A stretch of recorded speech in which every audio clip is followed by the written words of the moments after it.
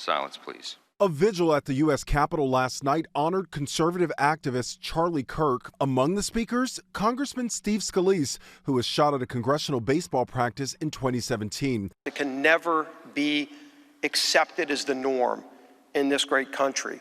It goes against everything that our country was founded upon. New details are emerging about Charlie Kirk's suspected killer, 22-year-old Tyler Robinson. The messaging platform Discord confirms shortly before he was taken into custody, an account belonging to Robinson claimed responsibility for the shooting with the message, "Hey guys, I have bad news for you all. It was me at UVU yesterday. I'm sorry for all of this." FBI Director Kash Patel says Robinson has admitted to the killing. A text message exchange where the suspect specifically stated that he had the opportunity to take out Charlie Kirk and he was going to do that. And when he was asked why, he said some hatred cannot be negotiated with. Patel says officials have seized multiple devices from the suspect's home where he lived with his romantic partner, and says DNA on a screwdriver and towel found at the crime scene are a match. We're also now learning the first person taken into custody after the shooting was allegedly trying to help Robinson escape.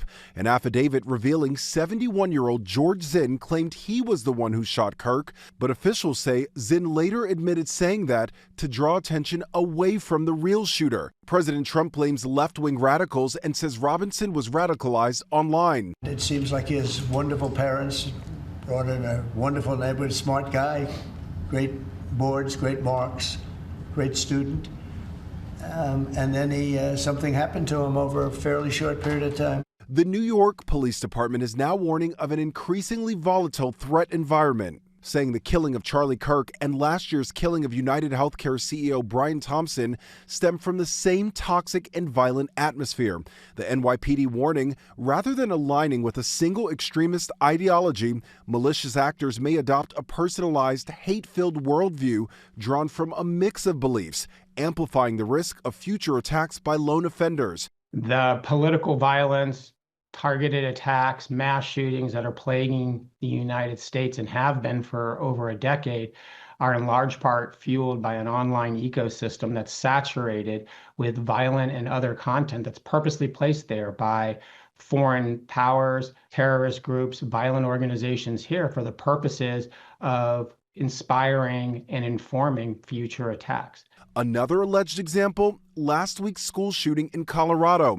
The Anti-Defamation League says the 16-year-old who shot two students had an account on a website devoted to portraying graphic violence, including killings. The Anti-Defamation League says it alerted the FBI months ago about the account, but the FBI tells our Denver station agents were unable to confirm the identity behind the account and no action was taken. In the case of Charlie Kirk's shooting, Attorney General Pam Bondi was asked whether social media companies bear responsibility for the suspect's alleged radicalization.